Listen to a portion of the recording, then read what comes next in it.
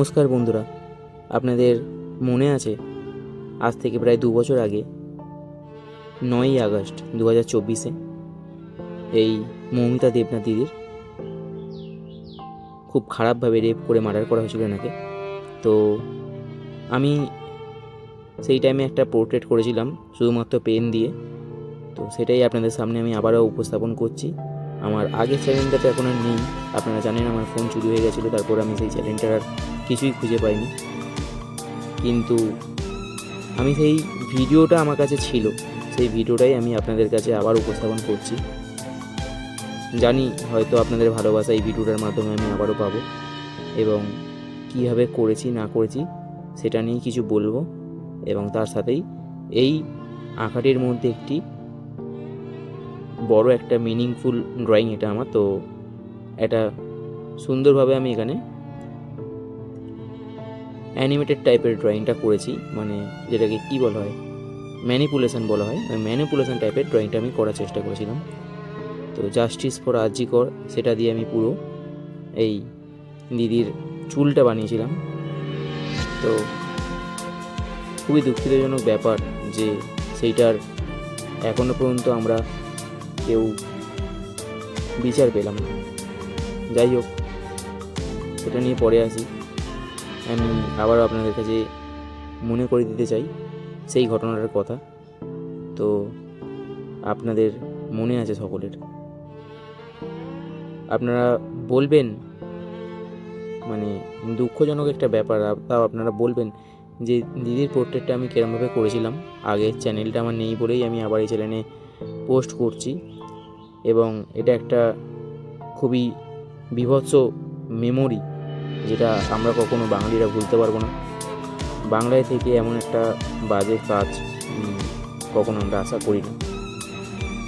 তো তোমরা দেখো, আমি এখানে দিদির যে পোর্ট্রেটটা আছে সেটা আমি ড্রয়িং করার জন্য আমি কোনো রকম মাপ কাটিয়ে নিইনি, নিজের মনের মতো করে ফুটিয়ে তোলার চেষ্টা করেছিলাম।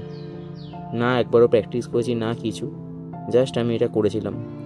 তো যতটা পেরেছি আমি শুধুমাত্র পেন দিয়েই করেছিলাম, তো যতটা পেরেছি আমি আনার চেষ্টা করেছি। তো আমি আর বেশি কিছু ভিডিওতে বলবো না। আমার এই ভিডিওটা কাছে পেয়ে আবারও মনটা খারাপ হয়ে গেছে। তো তোমাদের ভালোবাসাটুকুই আমার প্রাপ্য, এবং আমি চাই এইটার বিচার খুব তাড়াতাড়ি আসুক।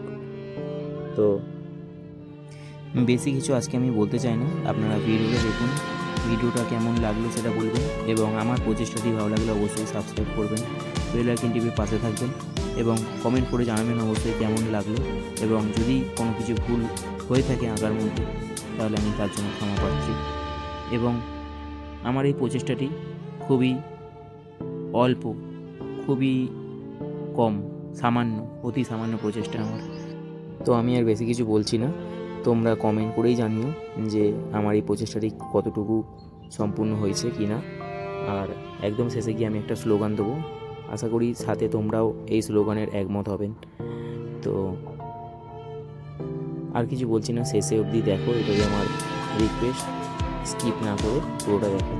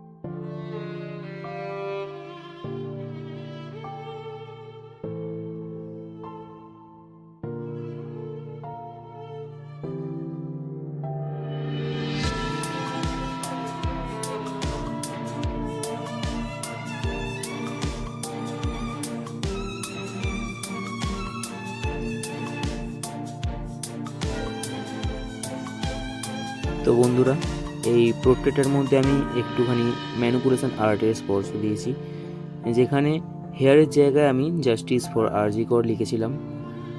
তো এই কল্পনাটি হয়তো যথাযথ হয়েছে, আমার খুব একটা খারাপ হয়েছে বলে আমার মনে হচ্ছে না।